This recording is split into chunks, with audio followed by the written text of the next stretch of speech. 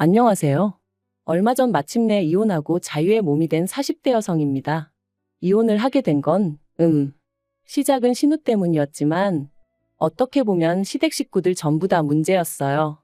그나마 남편만 이리저리 휩쓸리지 않고 든든하게 제 곁을 지켜주었다면 제가 먼저 남편 손을 놓는 일은 없었을 테지만, 남편마저 그 모양인 걸 알았을 땐 더는 안 되겠다 싶었고요.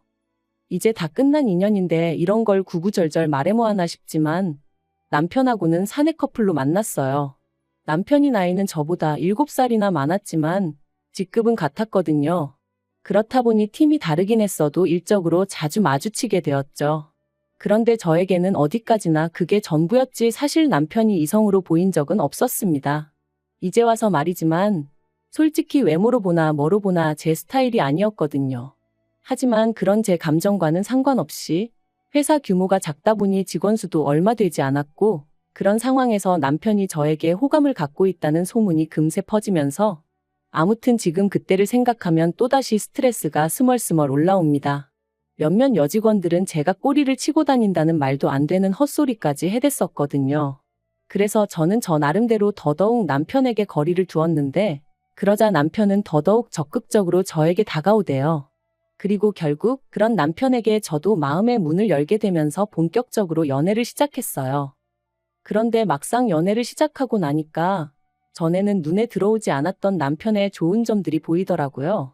가령 제가 무슨 이야기를 하건 무척이나 흥미롭다는 표정으로 저를 바라봐주는 것이나 지나가는 말처럼 어디 가고 싶다, 뭐 하고 싶다 하면 꼭 기억해주는 것. 별거 아닐 수도 있지만 매일같이 일에 치여 사는 입장에서 남편의 이런 사소하지만 다정하고 자상한 습관은 큰 힘이 되었죠. 그래서 연애를 시작한 지 1년 만에 남편이 결혼 이야기를 꺼냈을 때 저는 고민하고 말고 할 것도 없이 좋다고 했어요. 양가에서도 별다른 잡음 없이 저희를 새로운 가족으로 따뜻하게 맞아주셨고요. 그런데 그렇게 남편과 부부의 연을 맺은 지 2년 만에 저는 꿈에도 생각해 본 적 없는 아픔을 겪게 되었습니다. 정말 아픈 기억이라서 어디서부터 어떻게 말해야 하나 싶은데 집 앞 산책로에 개나리들이 하나씩 모습을 드러내던 시기에 엄마의 본능이었던 건지 왠지 제 몸이 뭔가 달라졌다는 느낌이 오더라고요. 그래서 혹시나 하는 마음으로 테스트를 했는데 2줄이었어요. 사실 신혼은 1년만 즐기고 아이를 갖기로 남편하고 예전부터 얘기가 되어 있었는데 생각보다 임신이 되질 않아 조금씩 스트레스를 받기 시작했었거든요. 그랬으니 임신을 했다는 테스터기의 2줄은 저에겐 정말 벅찬 감동이었습니다.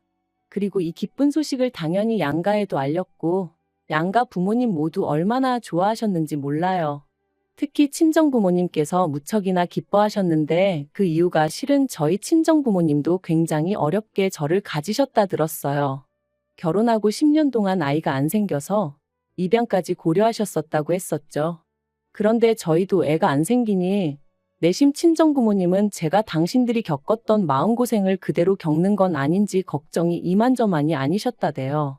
이런 것도 유전이 되나 싶어서 괜히 저희 남편 보기 미안하고 그러셨었다고.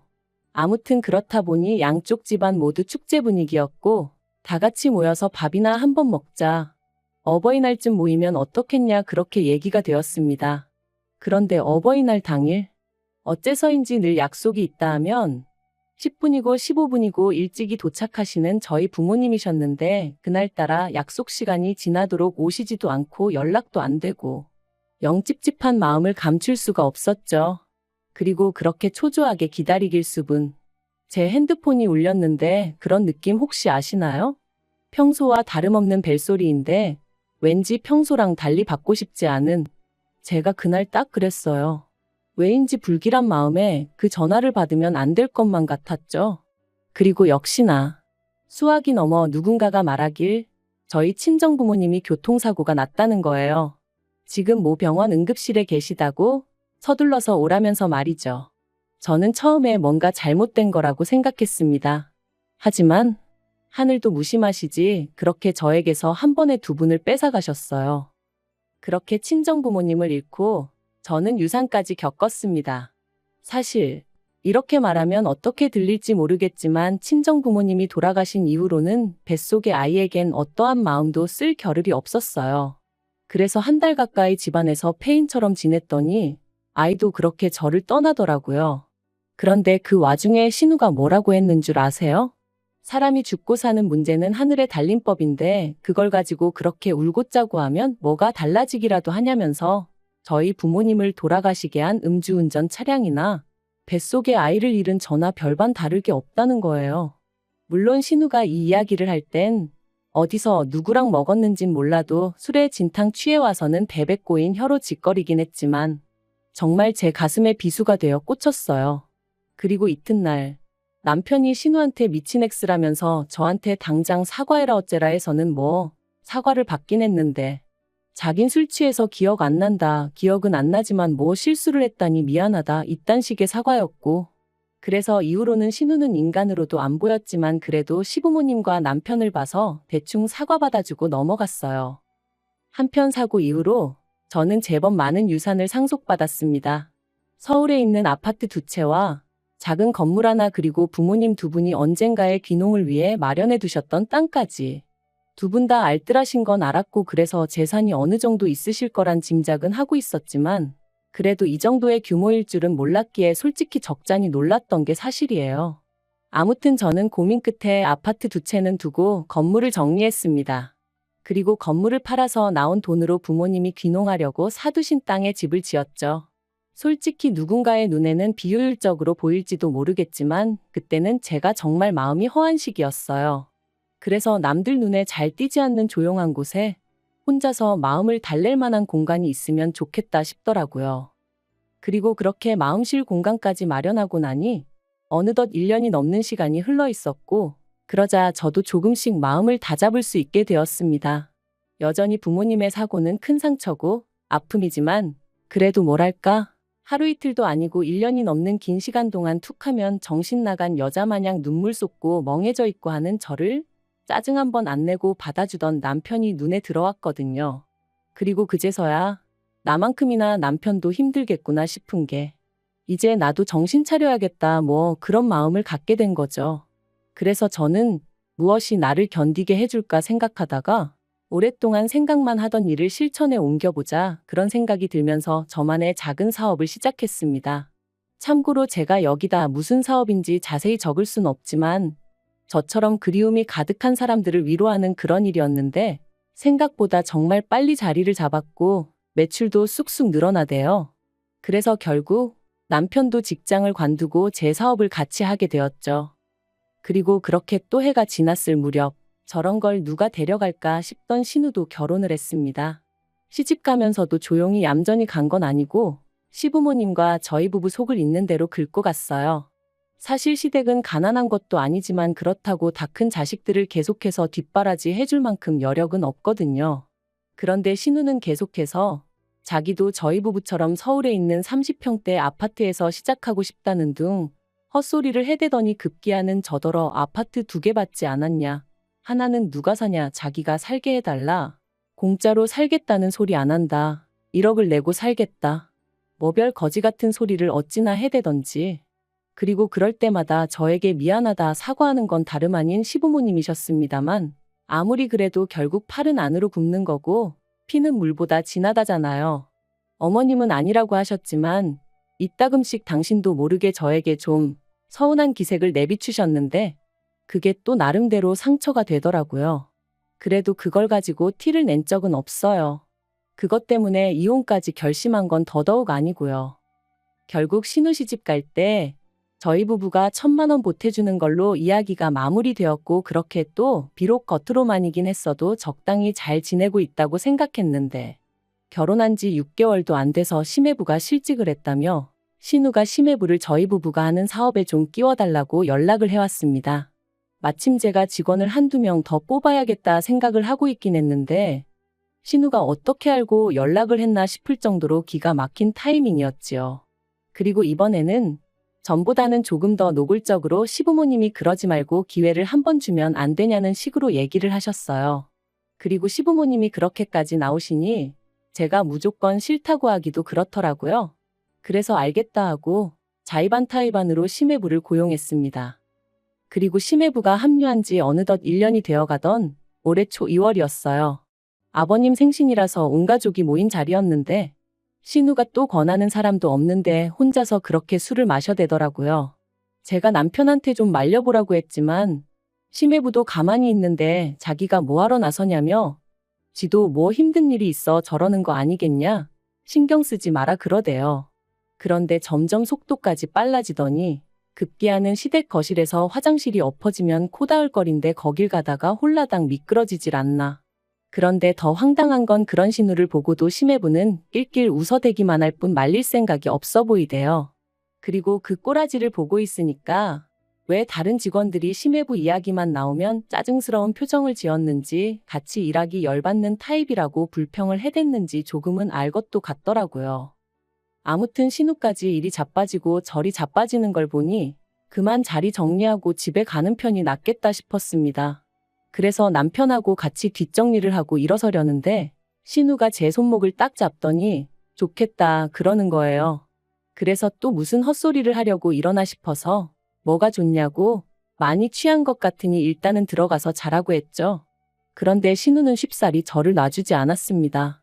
그리고는 한다는 말이 1년 동안 내 남편 개같이 부려먹었으면 이제 가게 하나 차려줘요 그러는 거예요. 이게 무슨 소린가 싶어서 남편을 쳐다봤습니다. 그랬더니 남편도 황당한 표정으로 절 쳐다보더라고요. 그런데 그때 신우가 또다시 오빠가 그랬잖아. 내 남편 언젠가 독립시켜줄 거라고 그러는데 제가 남편을 쳐다보니까 그게 그런 뜻이 아니었다면서 하도 신우가 찡찡거리길래 저도 다 생각이 있을 거다. 일만 잘하면 제 성격에 모른 척하지 않을 거다 뭐 그랬다는 거예요. 어이가 없어서.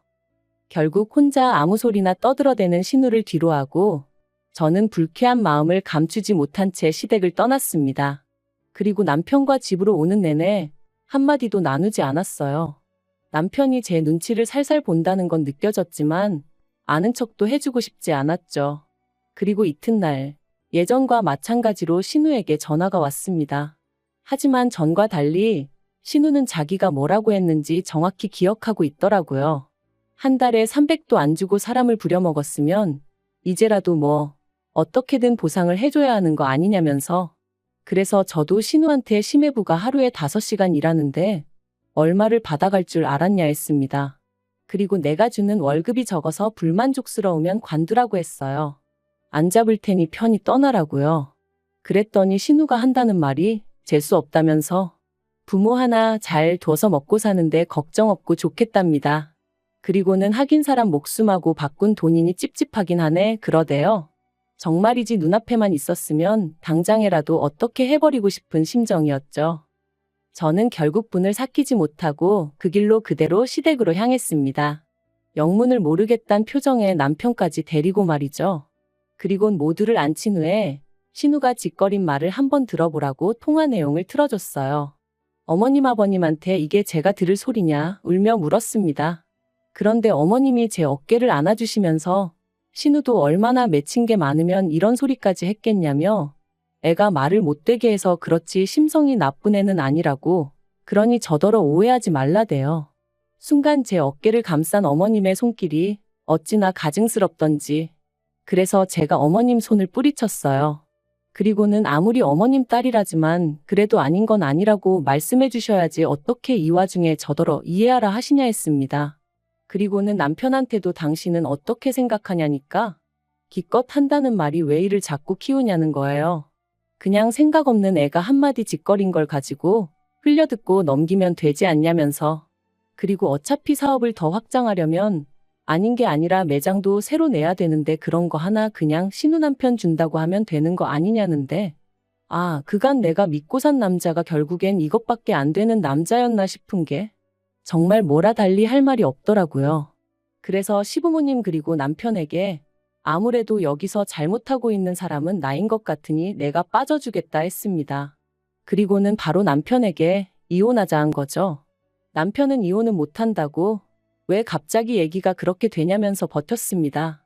시부모님도 그날 이후로 제가 당신 말 뜻을 오해한 것 같다면서 그래도 홧김에 이혼 소리하고 그러면 못 쓴다고 그러셨는데 오히려 그런 말을 들을수록 제 결심은 확고해져 갔습니다. 막말로 사업체에 남편 돈 1원 한 푼 안 들어가 있었고 집이며 뭐며 전부 다 제 것이었으니 이혼해도 저는 두려울 게 없었으니까요. 그리고 일이 정말 커지고 나니까 그제서야 신우가 한다는 말이 자기가 제가 셈이 나서 말을 좀 얄밉게 한 거 안다며 미안하다대요. 너무 어이가 없었어요. 부모 잃고 여전히 슬픔 속에 사는 내가 뭐가 부럽다는 건지. 그래서 신우한테 그래. 너도 내가 겪은 거 꼭 겪었으면 좋겠다. 내가 그렇게 부럽다니 너도 꼭 내가 겪은 거 겪으라고 기도해 줄게 그랬네요. 그리고 저 진심으로 신우를 위해서 기도해 주고 있습니다.